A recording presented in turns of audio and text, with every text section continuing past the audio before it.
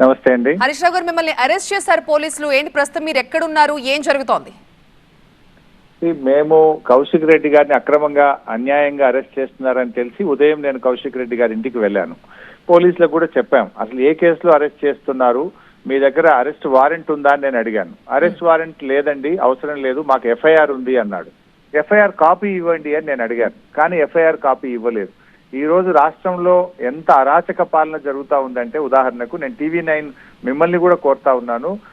ఈ రోజు మీరు ఇప్పటి వరకు ఈ దేశంలో ఎట్లా ఉందంటే, చట్టం సుప్రీంకోర్టు చెప్పింది కానీ, భారత రాజ్యాంగం చెప్పింది కానీ, మన రాష్ట్ర హైకోర్టు చెప్పింది కానీ, ఎవరి మీదైనా ఎఫ్ఐఆర్ నమోదు చేస్తే వెంటనే దాన్ని ఆన్లైన్ లో పబ్లిక్ వెబ్సైట్ లో పెట్టాలని చట్టం చెప్తుంది. మీరు ఈ నిమిషం కొట్టి చూడండి TV9 లో, ఇప్పటికి కూడా కౌశిక్ రెడ్డి ఎఫ్ఐఆర్ ఆన్లైన్ లో లేదు. ఈ రోజు ఆ ఎఫ్ఐఆర్ కాపీ ఉండద్దు, దొరకద్దని చెప్పి మొత్తం రాష్ట్రంలో సర్వర్ డౌన్ చేసిండ్రు. ఇలా ఇప్పుడు మీరు ఈ రాష్ట్రంలో ఏ పోలీస్ స్టేషన్ లో ఏ ఎఫ్ఐఆర్ కూడా కనబడదు, మొత్తం సర్వర్నే డౌన్ చేసిండ్రు. అంటే ఎంత కుట్రపూరితంగా ఈ ప్రభుత్వం వ్యవహరిస్తుందో మీరు ఆలోచించండి. 3 విషయాలు. ఒకటి, ఆన్లైన్ లో ఎఫ్ఐఆర్ పెట్టకపోవడం. అరెస్ట్ చేసినప్పుడు కుటుంబ సభ్యులకు, ఆయన భార్యకు కానీ కుటుంబ సభ్యులకు ఎఫ్ఐఆర్ కాపీ ఇచ్చి ఏ కేసులో అరెస్ట్ చేస్తున్నారో చెప్పాలి. కానీ వారి సతీమణికి కానీ వారి ఇంట్లో ఎవరికి కూడా ఎఫ్ఐఆర్ కాపీ ఇవ్వలేదు. ఒక కొలీగ్ ఎమ్మెల్యేగా, ఒక సీనియర్ నాయకుడిగా నేను ఎఫ్ఐఆర్ కాపీ అడిగితే నాకు ఎఫ్ఐఆర్ కాపీ ఇవ్వలేదు. చివరికి అడ్వకేట్లు బంజారాహిల్స్ పోలీస్ స్టేషన్ కు చేరుకొని ఎఫ్ఐఆర్ కాపీ ఇవ్వండి, మేము కౌశిక్ రెడ్డి లాయర్స్ అని చెప్పి వెళ్తే ఆ లాయర్స్ కు కూడా ఎఫ్ఐఆర్ కాపీ ఇవ్వడం లేదు. ఆన్లైన్ లో డౌన్లోడ్ చేద్దామంటే సర్వర్ మొత్తం, రాష్ట్రం మొత్తం సర్వర్ డౌన్ చేసిండ్రు. అంటే ఇక్కడ స్పష్టంగా ఏమర్థమవుతుంది, అయితే అసలు ఎఫ్ఐఆర్ కాపీయే లేదు, ఇప్పుడు మీరు తయారు చేస్తారు, ముందు ఆయన అరెస్ట్ చేసి ఉంటారు. పై నుంచి ఏదైనా ఆదేశాలు వస్తే ఏ సెక్షన్లు పెట్టాలో తీసుకొని ఎఫ్ఐఆర్ లో ఇప్పుడన్నా ఎఫ్ఐఆర్ తయారు చేస్తారని అర్థం చేసుకోవాలి. ఇలాంటి దృశ్యాలు చాలా చూస్తున్నాం. గతంలో జరిగిన ఇన్సిడెంట్ అప్పుడు కావచ్చు, ఇప్పుడు కావచ్చు. అండ్ ఒక పక్క ఆయన మీద కూడా కొన్ని ఆరోపణలు వస్తున్నాయి. చాలా దురుసు ప్రవర్తన కనిపిస్తోంది కౌశిక్ రెడ్డి దగ్గర.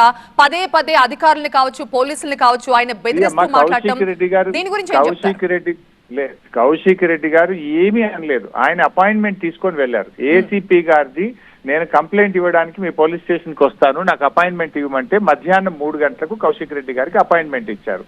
అపాయింట్మెంట్ తీసుకొని వెళ్ళిన కౌశిక్ రెడ్డి గారికి అక్కడికి వెళ్ళేసరికి ఏసీపీ గారు బయటకు వెళ్ళిపోయారు. సిఐ గారు బయటకు వెళ్ళిపోతుంటే, నేను మీ అపాయింట్మెంట్ తీసుకొని వచ్చాను, నేను వస్తా ఉంటే మీరు బయటకు ఎందుకు వెళ్తున్నారు, ఒక్క నిమిషం నాకు టైం ఇచ్చి నా కంప్లైంట్ కాపీ తీసుకొని వెళ్ళండి అన్నాడు. ఇందులో తప్పేముందండి? ముఖ్యమంత్రి మీద కంప్లైంట్ ఇవ్వడం నేరమా?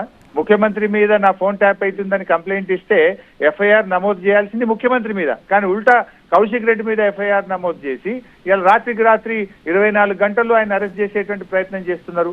ఇది రాజకీయ కక్ష సాధింపు చర్యల్లో భాగంగా జరుగుతున్నదే తప్ప ఇంకోటి కాదు. ఒకవైపు ప్రజాపాలన విజయోత్సవాలను ముఖ్యమంత్రి గారు గొప్పగా చెప్తున్నాడు, కానీ ఇది ప్రతిపక్షాల గొంతు నొక్కుతున్నారు. మా దృష్టిలో ఇది కౌశిక్ రెడ్డి మీద అరెస్ట్ కాదు, ఇది ప్రశ్నించే గొంతు మీద జరుగుతున్న దాడి. ఇది ప్రజల పక్షాన పోరాడుతున్నటువంటి ప్రతిపక్షం మీద జరుగుతున్నటువంటి దాడి, ప్రజాస్వామ్యాన్ని ఖూనీ చేసేటువంటి దాడి. కౌశిక్ రెడ్డికి వ్యక్తిగతం ఏమున్నది ఇలా? కౌశిక్ రెడ్డి గారు వ్యక్తిగతంగా ఆయన కోసం ఏమైనా అడుగుతున్నాడా? కౌశిక్ రెడ్డి ఏమడిగినా మా నియోజకవర్గ దళితులకు దళిత బంధు ఇవ్వండి, దళిత బంధు డబ్బులు నిలుపుదల చేశారు, దాన్ని విడుదల చేయండి అని అడుగుతున్నాడు.